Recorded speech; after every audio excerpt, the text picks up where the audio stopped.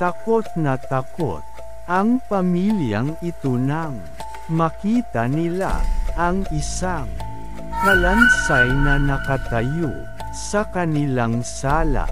Ano ang lihim ng bahay sa likod ng libingan?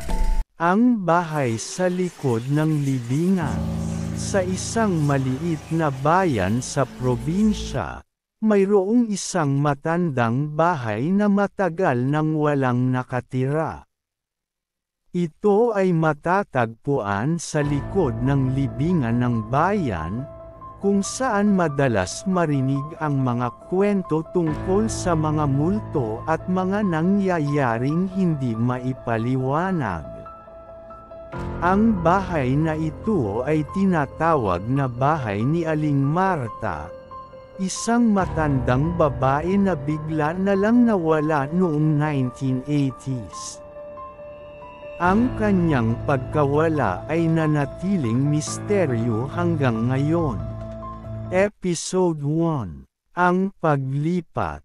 Isang pamilya ang nagdesisyon na lumipat sa bahay na ito dahil sa murang halaga nito. Sila ay sina Nanay Lita, Tatay Ben at ang kanilang dalawang anak na sina Ana, 16 na taong gulang, at Jose, 10 taong gulang. Bagamat may mga babala ang mga kapitbahay tungkol sa bahay, pinili nilang huwag pansinin ang mga ito. Sa unang gabi nila sa bahay, nararamdaman ni Ana na may nagmamasid sa kanya habang natutulog. Akala niya ay guni lang, hanggang sa marinig niya ang malinaw na pagtawag ng isang babaeng tinig. Ana, tulungan mo ako.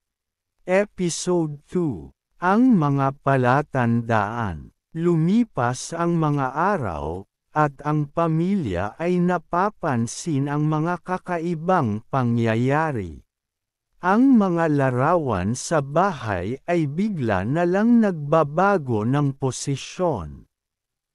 May mga yabag sa hagdan tuwing hating gabi, pero walang tao.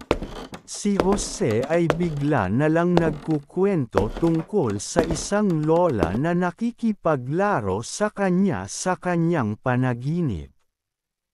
Isang gabi, habang naglalakad si Ana papunta sa kusina, nakita niya ang isang matandang babae na nakatayo sa labas ng bintana.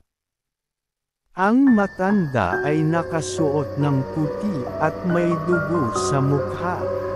Bigla itong naglaho bago pa man makasigaw si Ana. Episode 3: Ang paghukay sa katotohanan. Dahil sa takot, nagdesisyon si Nanay Lita na maghanap ng impormasyon tungkol sa bahay. Nakita niya sa lumang dyaryo na si Aling Marta ay hindi nawala, kundi napatay ng kanyang asawa dahil sa selos.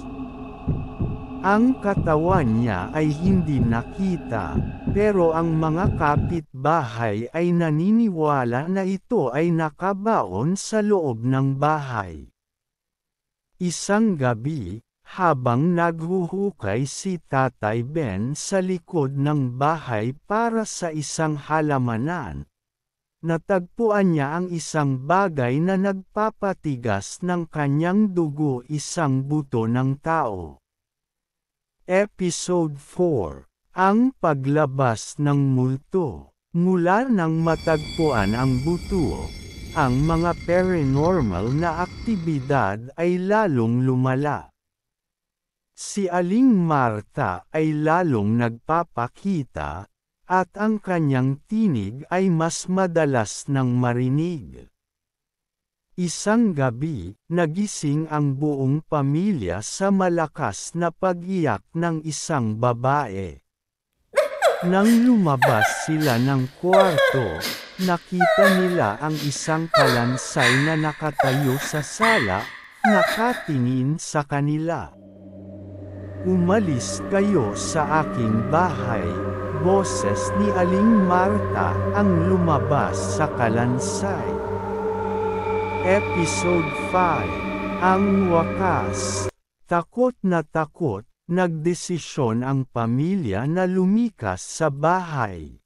Bago sila umalis, sinunog nila ang bahay upang matapos na ang sumpa. Habang nasusunog ang bahay, parang narinig nila ang huling sigaw ni Aling Marta. Salamat. Pagkatapos ng insidente, ang pamilya ay bumalik sa lungsod at hindi na muling bumalik sa bayan. Pero hanggang ngayon, kapag dumadaan sila sa libingan, parang nararamdaman pa rin nila ang presensya ni Aling Marta. Ang bahay ni Aling Marta ay nanatiling isang alaala ng nakaraan. Ang mga tao sa bayan ay patuloy na nagkukwento tungkol sa mga nangyari, at ang lugar ay naging isang sikat na spot para sa mga ghost hunters. Pero para sa pamilya, ito ay isang karanasang hindi nila malilimutan.